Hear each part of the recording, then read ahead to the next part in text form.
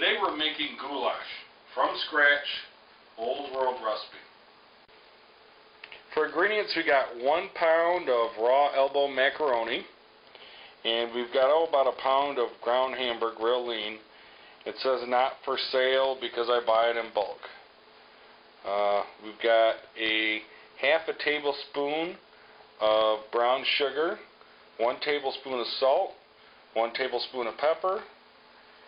Got a tablespoon of parsley, tablespoon of oregano, tablespoon of basil, and then about a tablespoon of minced garlic. And we've got 1 bouillon cube, about 8 ounces worth of canned mushrooms, 1 large can of diced tomatoes, large can of tomato sauce, some olive oil, and 2 to 3 onions. Next we're going to work on the onions. We're going to get them chopped up fairly small, and we're going to saute them a little bit in some olive oil.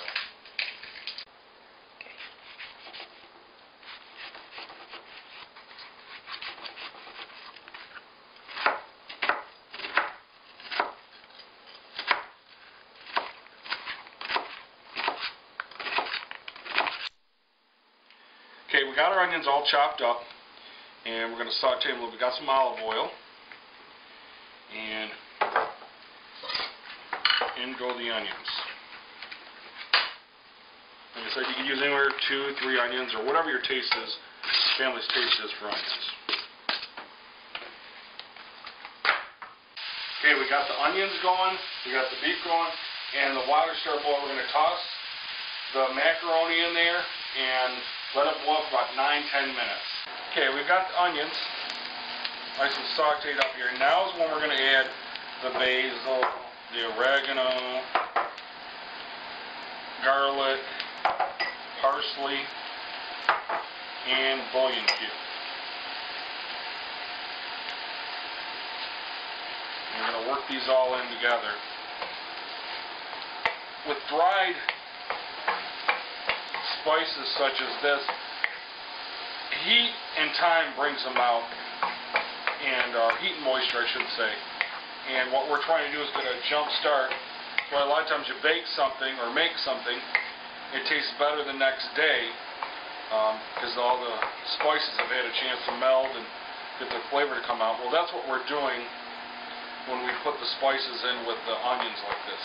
Okay, we've got the onions and the spices all cooked up pretty good, and we use really lean ground beef, so we don't have to really drain it. There isn't that much grease coming off it.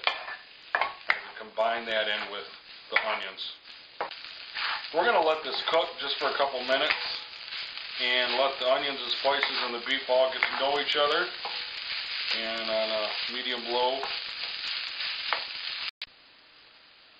Alright, next we've got some diced tomatoes. We drained the juice off the diced tomatoes.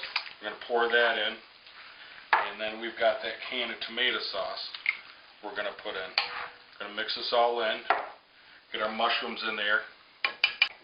We got that blended in. And now we're going to do the salt and pepper and the brown sugar. And blend those in. The salt and pepper and brown sugar is all blended in now.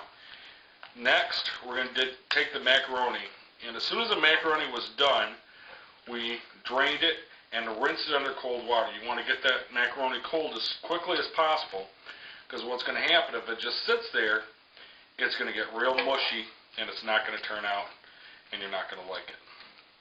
So we're going to put in the macaroni next. We haven't quite used the full 16-ounce box of the macaroni.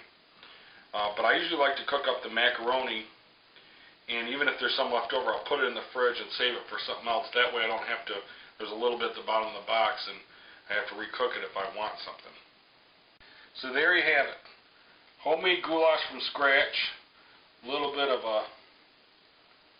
cheese on top, and you're all set. Enjoy.